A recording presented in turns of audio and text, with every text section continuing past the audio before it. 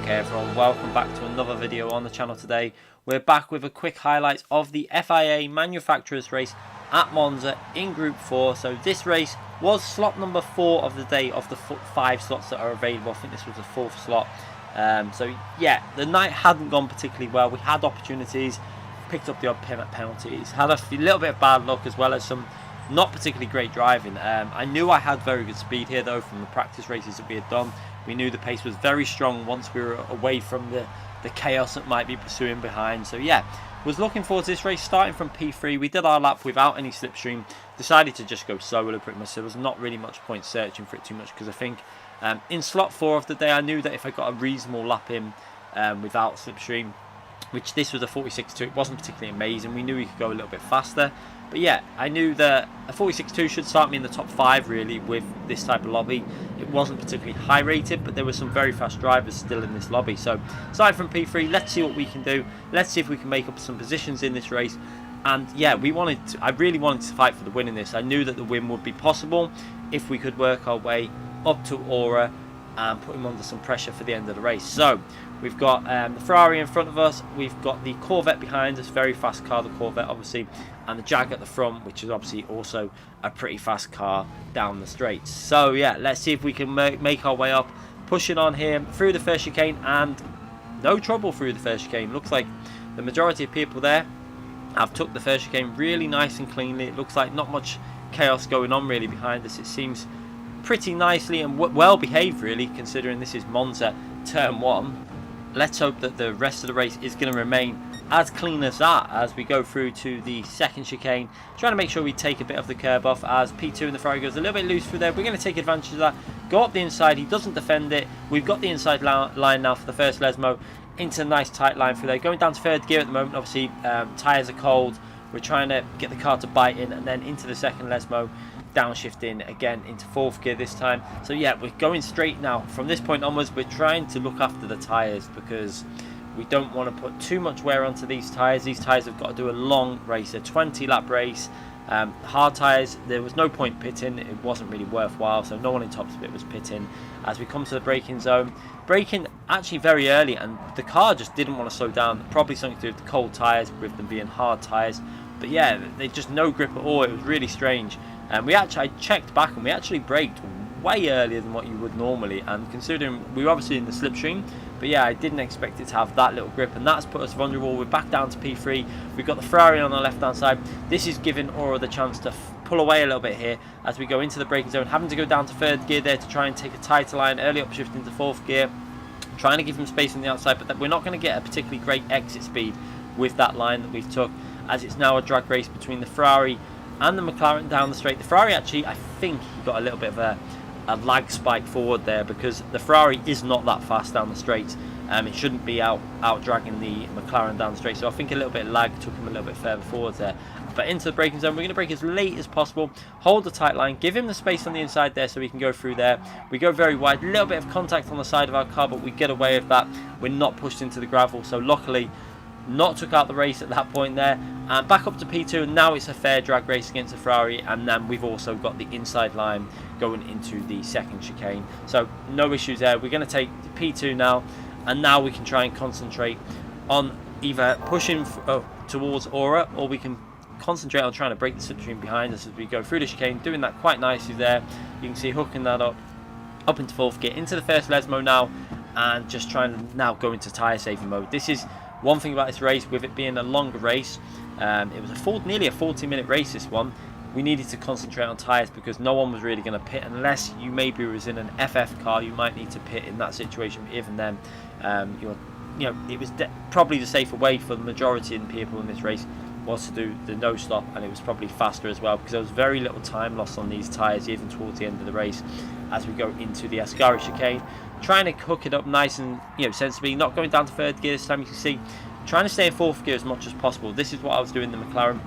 I was also trying to be very cautious on the downshifting of the McLaren to try and help save the rears as well. So staying in higher gears through the corners to try and save the fronts a bit, trying to brake, although we're not doing massively braking to save the tyres. We're trying to just concentrate on mainly our saving of the tyres through the downshifting and the gear selection through the corners, because This track, if you start trying to save too much tyres in the braking zones, yeah, you will look after your tyres, but I found that it kind of upsets your rhythm a bit for me. I just like to push, and you can see we've managed to break the slipstream.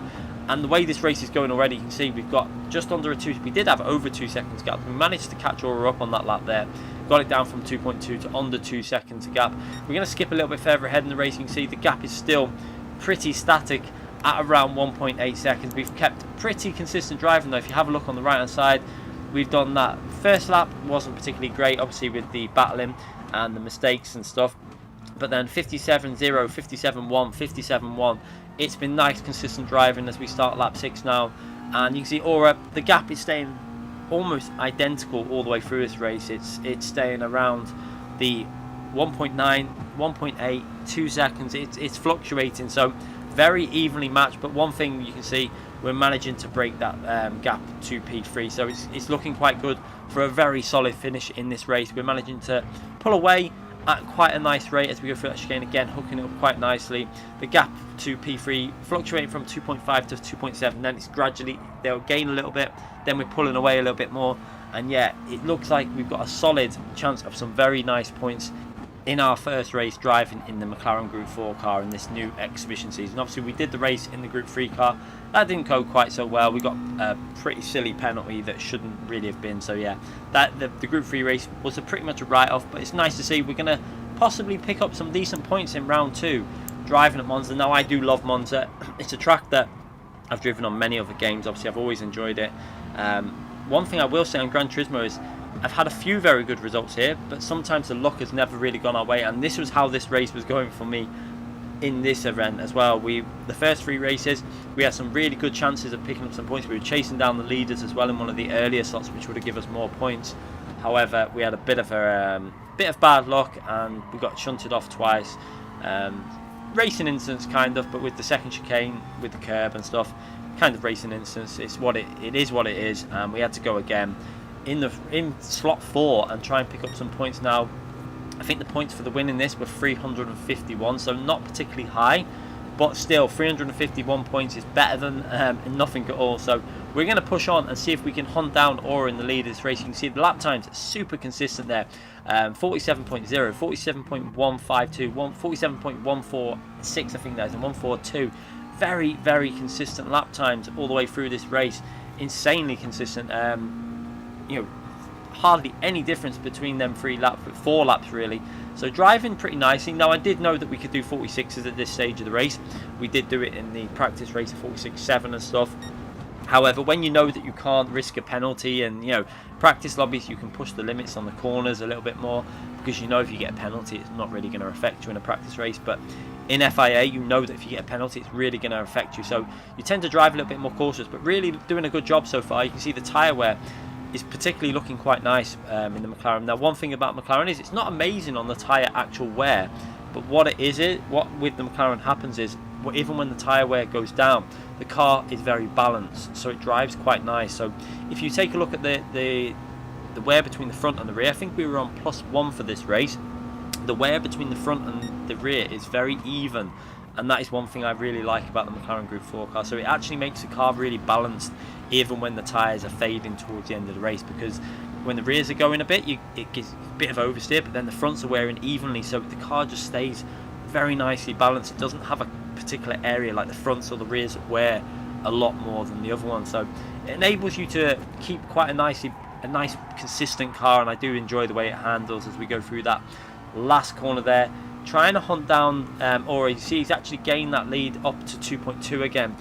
This is a real kind of a intense battle, I have to say. Like, it was all about driving as consistent as we can, keeping them lap times going. We're pulling away from the cars behind. You can see nearly up to 3 seconds as we skip ahead a few more laps, and you can see we've actually caught up a few more temps there with one of our fastest laps on lap, I think it's lap 8 there, 57.0, and we've managed to catch up to 1.7 seconds now to Aura. We've got the car behind over 3 seconds there, so you can see we're slowly reeling P1 in and slowly pulling away from P3, so doing a very good job at the moment. And this is all down to consistent driving. This is what I say to so many people with regards to FIA. If you can get consistency in a race, it will really help you out. As we go over the line with a new personal best there, 1:56.9, actually improving, and this is why the pit stop was not worth going for in this race, because we're actually doing our best lap on lap 10.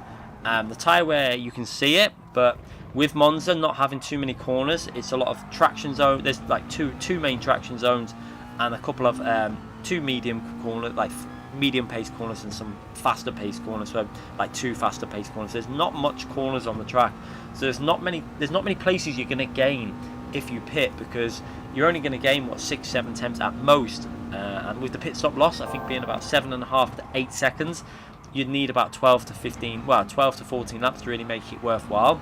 Unfortunately, if you pit lap 10, you're only going to have 10 laps to do that in. So this is why I don't think many people were going to go for the pit stop, as we're still hunting down, or you can see gaining. And one thing I do love when I'm racing, particularly in these longer races, I would have liked strategy in this race, I'm not going to lie, but one thing I do love, it's one of the reasons why I love Assetto Corsa and iRacing and stuff when I played them, is obviously we still play ACC, but it's when you're in a longer race and you're just hunting down the leader, and you're gaining a tenth here and there, and it really gives you the motivation to just, it keeps you in the zone, you're pushing, you're really pushing, and you know the race isn't over after like 7 or 8 laps, so you know that you've got race to be consistent. You don't have to go stupidly aggressive to try and catch the leader up. You can just slowly hunt that leader down, taking temps out of him each lap, and eventually you might get into that slipstream. And you can see on the replay camera just how close we are getting now. You can see we're within probably 7-8 temps of picking up that toe,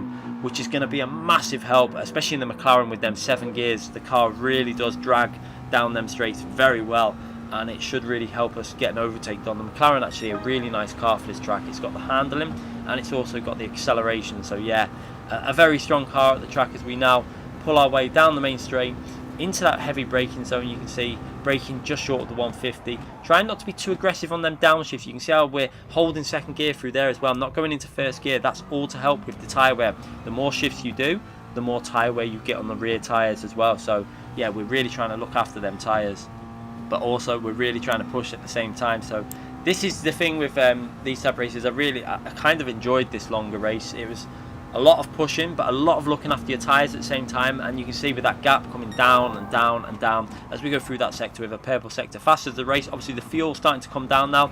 The McLaren didn't really require any fuel saving. The reason I'm shifting at that 50% is because the McLaren, that is the fastest way to drive the McLaren Group 4 car. You do not rev this car. If you do, all you do is waste fuel, and you'll actually go slower down the straight because of its peak torque. So yeah, 50% shift on that rev light. That is the way you drive this McLaren Group 4 car. You will gain a lot of pace and also use a lot less fuel, because this car isn't particularly good on fuel. However, for this race, with the fact that the fuel was almost perfect for the McLaren, I had to do like gradual. Some corners we had to shift a little bit earlier, and maybe coast through some of these corners. Most cars could do this race completely flat out without worrying about fuel. And McLaren literally ended the race on 0% fuel. Now that might sound bad, but actually it's probably going to work out well, because your car's getting lighter than other cars, so your tyres are going to be in a bit better condition, and it's going to accelerate a little bit better out of the corner. So as the race goes on, the worse your car was with fuel in a way, the better it was actually becoming, because it was becoming lighter, faster, more agile through the corners. And you can see we're slightly closing in now on P1 as there's tyre advantage on the McLaren obviously as well. The McLaren does have a slight tyre advantage over the Jag. The Jag is actually quite a nice car now though. I have to say, with when they took a bit of power off it but made it a lot lighter. We tested it out. I think it was at one of the Sardinia A tracks when it was a Group 4 race, and it was actually a really nice car. You can look after the tyres on it. You just have to be very cautious. Brake bias to the rear, etc. At least 3 to the rear. So that's probably what Aura's doing up there in the lead. 3 or 4 to the rear maybe, and really being cautious on them front tyres. But yeah, you can see it's maintaining reasonably good speed still. As we're pulling away from P3 and 4, we're actually building up quite a solid gap. You can see that P3 looks like he also has a bit of a gap to P4. So we've pretty much guaranteed a good result in this race. All we've got to do now is keep it consistent, try not to pick up a penalty. You can see nailing that chicane. The second chicane I was really getting right all the way through the race, as we again skip a little bit further ahead. As you can see, the gap is still fluctuating. We're on lap 15, 3/4 of the way through this race there, still going through with personal best sectors there. So we can see the lap times have been super consistent still. A couple of 56s, low 57s. We're still not dropping off we're still doing low 57s on lap 15. This has been a really one of my most consistent drives. I genuinely think this was probably one of my more consistent drives I've done. I absolutely was nailing it, the downshifting, not being overly aggressive. Now there is a temptation sometimes to really be aggressive with them downshifts. You can see now we are starting to go a little bit lower on the gears. That's because when them front tyres are starting to wear a bit and you are getting a little bit of understeer, sometimes you're going to have to maintain speed through these corners, downshift a little bit more, one shift extra down. And at this point now we're really starting to push, because we can sense we've got 4 or 5 laps to go. We've got 1.2 second lead gap to the leader. I could sense that we were gaining, and I have to say it was quite intense, this race. The pressure was on. You've got people watching you on a live stream, and I was loving it because we were gaining a tenth here and there. And these are the type of races that I absolutely love in sim racing. You're hunting down the leader. We've got the performance of this track. The car feels good. The tyres are feeling good. The right front is feeling brilliant. The left-hand tyres, obviously, on this track, with it being a clockwise track, are starting to take a little bit of a battering. But yeah, we're still pushing, and you see there, Aura overdriving onto the gravel a bit. We absolutely nailed that. You can see the left-hand tyres just skimming the gravel, but not going into there. And you can see now with the way our car's driving through these corners, we are really getting very close to the Jaguar. You can see it on the replay camera as we look behind, and we've got that lead well over, I think it's over 4 seconds now to P3, but we are really starting to get a little bit closer to the leader, hunting him down. Can we manage to get in the slipstream? This is the one thing we needed to do. I had to get the car into that slipstream so we can go for a move. Without the slipstream, it's going to be extremely difficult. Obviously, the McLaren, although a very fast car, I don't think it would have had the ability to catch down the straight. I think they were pretty even, the McLaren and the Jaguar, when we looked at the deltas, but we are starting to get slightly better exits off that final corner because of the way the McLaren's obviously slightly better on them front tyres. You can see that gap just getting into the slipstream there. We just crept into it, just under 8 tenths. That is a slipstream gap on this game now as we go through the final corner, trying to hook this corner up onto the throttle nice and early. You can see that Aura tried to take an insane amount of speed through that last corner, but that has made him run wide. We are now into the slipstream with just a few laps to go. Can we go for a move at Monza within the next couple of laps? So this lap, we're obviously too far back. There's no point doing anything stupid. We're not going to do a dive. We're just going to get as close as possible and do this as tactically as possible. Now, there was an option to obviously wait to the final lap, but I felt with the fact that our car is getting stronger compared to that Jaguar, you can see he's braking and the car doesn't seem to want to slow down as much now. We're coming to obviously lap 17. I felt like it might be a good thing to just, as soon as we get an opportunity, as long as it's a safe opportunity, to try and get ourselves in the lead and either try and break the slipstream or try and hold on to the lead, because I felt that the McLaren was maybe in a slightly better state than that Jaguar at this point of the race. Having a look up at the inside here, we're not going to go for a move there. That's more just to make him think that we're possibly going to go for a move, but Aura is not going to get phased by that. He keeps his line nice and smooth through there. Both of us driving perfectly through that corner. P3 behind, you can see, dropped off to 4.3 seconds, but this is the thing. This is why we had to push at the start to get this lead, and we really needed to catch him up at this phase of the race, because one thing we didn't want to happen was that we catch him up with one or two laps to go, but we haven't really built up a lead to P3, and then when we start battling, P3 joins the action and then we end up down in P3 or something. That was obviously the risk if you didn't push at the start and build up a bit of a lead, a solid enough gap to the car behind. So yeah, we're on to lap 17 now, very, very close through here. You can see what I'm going to do up this straight is deliberately, we're not going to go for a move on this straight. We're going to try and hold a certain distance behind them. So we're picking up the slipstream down the straight now, going into the final corner. You can see Aura there was going to try and break the slipstream. I think he realised that we're not going to go for a move here, but what I'm going to do is lift off the throttle. You see how I lift off the throttle there? We're trying to deliberately create a certain type of gap through this final corner. We don't want to be right up the rear because we want to get a good exit from the corner. So really getting on the power nice and early in the McLaren. Perfect exit there, early upshift to 5th gear. Now the McLaren in the slipstream is really going to show you what it can do when you pick up that toe into 7th gear, and just watch this McLaren picking up the speed. Absolutely brilliant car in the slipstream. This is one of the reasons why we went back to McLaren, because it gives you that overtaking opportunity in Group 4. And we're going to take the inside line. Aura doesn't seem to defend. I think he kind of wanted us to do that move, and then he's going to sit in the slipstream and try and get us back in one of these laps at the end. This is going to be a right battle. We're obviously going to defend. The McLaren is in a slightly better condition than the Jaguar, so can we hold on to this P1 for the final few laps? So you can see we've still got that solid gap to P3 as well. P3's a little bit back, you can see on the track map. So we've got space to battle a little bit if we need to with Aura, but I don't think Aura's going to battle too much in certain zones. He's a sensible driver. So we go through the first chicane here, second chicane, sorry, trying to hook that up nicely. You can see the Jaguar getting a little bit loose on the rear now also, but now he's got that slipstream. That Jaguar also has a 7 gears in Group 4, so in a slipstream that Jaguar is also pretty fast. It's got really good straight line speed. Once it gets into that 7th gear, it'll be extremely fast down the main straight. So we're trying to push through here. We're not trying to overdrive the car though, because we do not want to make a silly mistake. You can see the lap time still in the 57.4s on lap 17 even. We're following closely and lifting a little bit. You see Aura again flashing there to just say probably I'm not going to go for a move into this corner. If he's going to go for a move, he's going to probably do it on the main straight. No one really wants to overtake on this straight, because if you overtake here, all that's going to happen is they're going to have the slipstream down the main straight and they're going to get you back. So you can see Aura again going over to the left. I'm going to stay to the right. Maybe I should have gave him the slipstream and give him a more awkward line through this final corner, but yeah, I decided to stay to the right. Now we're going to try and brake as late as possible, but trying to get a good exit. So you see down into 3rd gear, car understeers a little bit wide. The grip is starting to fade now. You can see them left-hand tyres. The grip is starting to become an issue. We're going to go to the right-hand side of the track now and try and make it a drag race into turn 1. It looks like Aura is going to try and go for this move straight away and try and get himself back in the lead of the race. He's not going to wait till the final lap. You can see going down the main straight. Now it's a drag race into turn 1. That Jaguar obviously had the slipstream, and is he going to be able to go for a move into turn 1? We're going side by side. Can he outbrake? He brakes a little bit later than what we're doing. He actually brakes a little bit too late.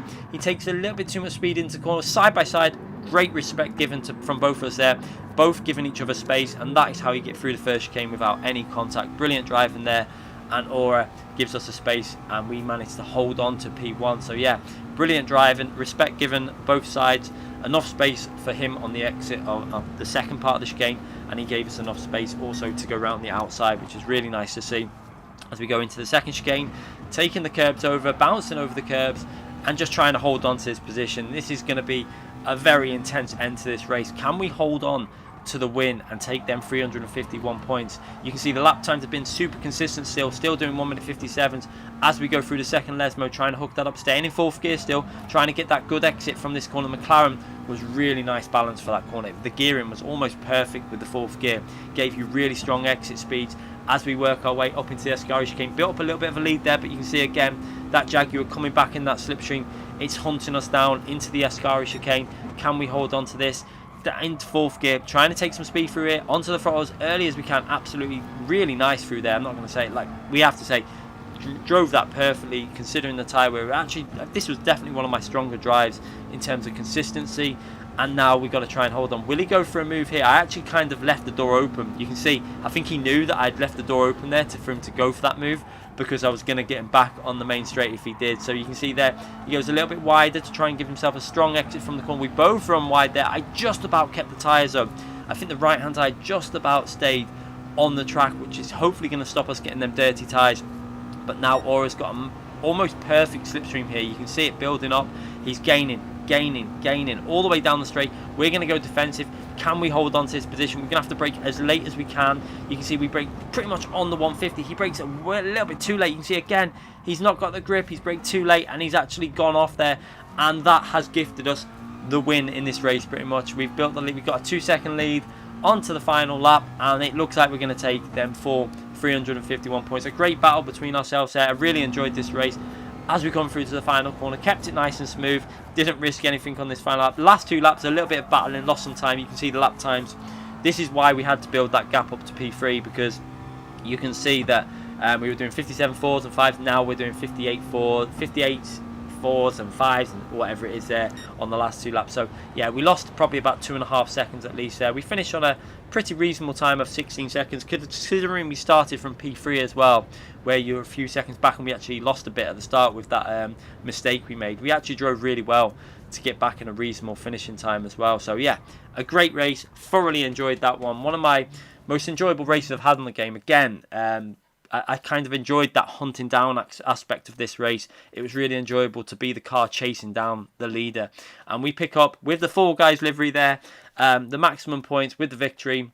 And that's another win to add to the FIA victory list. So 351 points for McLaren in Group 4. That puts me up there. I think we're in P2 now in the McLaren list on the drivers. So yeah, Hope you enjoyed that race. I thoroughly enjoyed it. If you did enjoy it, please hit that like button and leave me a comment in the comment section, and I'll get back to you if I have a chance. Thank you again for watching this video. I'll see you all soon for more live streams and more videos. Thanks again for watching, everyone.